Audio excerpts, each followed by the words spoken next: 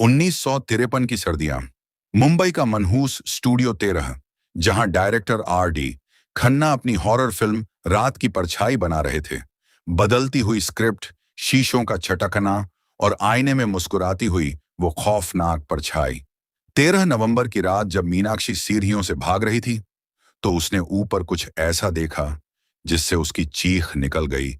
पद्दताल में पता चला कि 1930 में वहां एक थिएटर कंपनी हुआ करती थी, जहां मीनाक्षी नाम की ही एक और कलाकार की मौत उसी जगह से गिरकर हुई थी।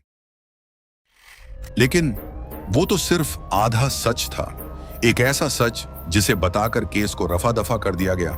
असल कहानी तो उस रात शुरू हुई थी जब पुलिस ने पूरे सेट को घेर लिया था।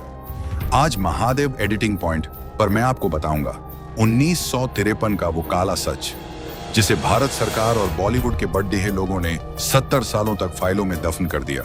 वो खौफनाक सच जिसे सरकार और बॉलीवुड ने 70 सालों तक छुपाया। हमेशा हमें यही बताया गया कि 1950 का दशक बॉलीवुड का सबसे सुनहरा दौर था। लेकिन क्या होगा अगर मैं आपसे कहूं कि इस सुनहरे दौर के पीछे एक ऐसा खौफनाक सच दफन है जिसे खुद भारत सरकार और फिल्म इंडस्ट्री के बड़े लोगों ने मिलकर हमसे छुपाया। आज हम बात कर रहे हैं 1953 की उस मनहूस फिल्म रात की परछाई की, जिसे अधूरा नहीं छोड़ा गया था, बल्कि उसे जबरन रुकवाया गया था। स्टूडियो 13 में उस रात जो हुआ वो सिर्फ एक भूतिया घटना नहीं थी, वो एक ऐसा सरकारी रहस्य था जिसका पर्दाफाश होने से पूरी फिल्म इंडस्ट्री हिल जाती। अध्याय 1, डायरेक्टर की वो डायरी और खौफनाक स्क्रिप्ट विजुअल्स। सरकार ने दुनिया को बताया कि डायरेक्टर R.D. खन्ना की मौत एक एक्सीडेंट थी और फिल्म को बजट की कमी के कारण बंद किया गया। लेकिन असली सच फाइल 13B में कैद है। फिल्म की कहानी किसी लेखक ने नहीं लिखी थी। खन्ना साहब को वो स्क्रिप्ट स्टूडियो 13 के बेसमेंट में एक लोहे के संदूक में मिली थी। वो कोई स्क्रिप्ट नहीं, बल्कि ब्रिटिश राज के दौरान गायब हुए लोगों की एक असली डायरी थी। खन्ना साहब अनजाने में उस डायरी के मंत्रों और असली घटनाओं को डायलॉग बनाकर शूट कर रहे थे। वो कोई फिल्म नहीं बना रहे थे, वो अनजाने में एक बहुत पुराने सोए हुए श्राप को वापस जगा रहे थे। अध्याय 2, वो 3 तथ्य जो हमसे छुपाए गए, द बैंड फैक्ट्स। जब खुफिया एजेंसियों को इस फिल्म के बारे में भनक लगी तो उन्होंने इसे रोकने की पूरी कोशिश की। ये रहे वो 3 तथ्य जो कभी अखबारों में नहीं छपे। फैक्ट नंबर 1, गायब होते क्रू मेंबर्स। हमें बताया गया कि सेट पर शीशे टूटते थे, लेकिन सच ये है कि 13 दिनों के अंदर सेट से 4 क्रू मेंबर्स हमेशा के लिए गायब हो गए थे। पुलिस ने फाइल में उन्हें भगोड़ा घोषित कर दिया, लेकिन सेट के लोगों ने उन्हें रातों रात उसी बेसमेंट की तरफ खींचते हुए देखा था। फैक्ट नंबर 2, सेंसर बोर्ड का खौफ। खन्ना साहब ने जब शुरुआती रील सेंसर बोर्ड को दिखाई तो 2 अधिकारी उसे देखकर बेहोश हो गए। रील में मीनाक्षी के पीछे वो लोग खड़े नजर आ रहे थे जो 1947 के दंगों में मारे गए थे। उस फुटेज में उनकी चीखें रिकॉर्ड हो गई थी। फैक्ट नंबर 3, वो कोई सेट नहीं था।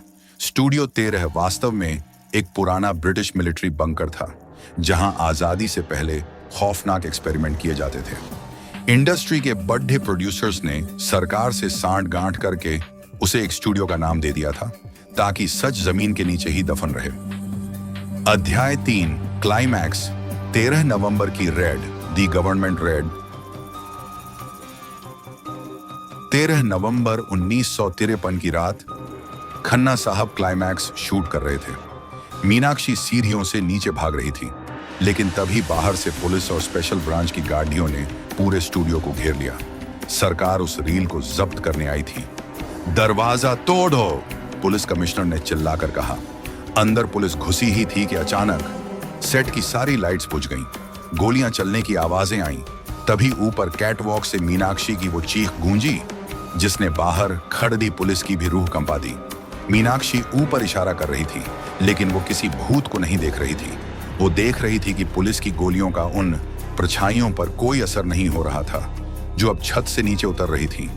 अगले ही पल एक जोरदार धमाका हुआ और वो पुराना कैमरा स्टैंड कैटवॉक से नीचे गिरा, और उसके साथ गिरा एक ऐसा सच जिसे उसी रात हमेशा के लिए जला दिया गया। उस रात के बाद स्पेशल ब्रांच ने पूरे सेट को सील कर दिया। खन्ना साहब को रातों रात गायब कर दिया गया और मीनाक्षी को एक पागल खाने में भर्ती करा दिया गया, जहां उसने अपनी बाकी की जिंदगी सिर्फ एक ही डायलॉग दोहराते हुए गुजार दी।